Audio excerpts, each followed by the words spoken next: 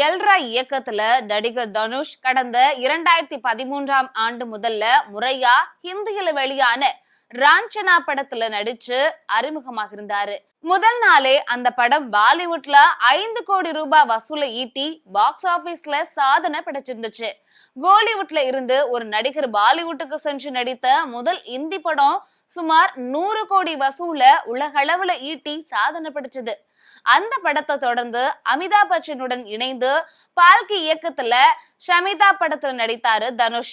தாண்டி ஹாலிவுட், பாலிவுட் மற்றும் டோலிவுட்னு தன்னோட சிறகுகளை விரிக்க தொடங்கியிருந்தாரு.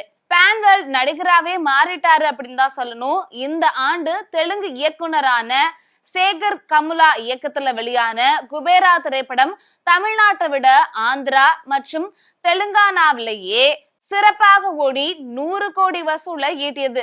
இந்த நிலையில அடுத்தடுத்ததாக ஹிந்தியில உருவாக்கி இருக்கக்கூடிய தேரே இஸ்க் மே படமும் 100 கோடி வசூலை தாண்டி 200 கோடி வரைக்கும் பாக்ஸ் ஆபீஸ்ல கல்லா கட்டும்னு எதிர்பார்க்கப்படுது.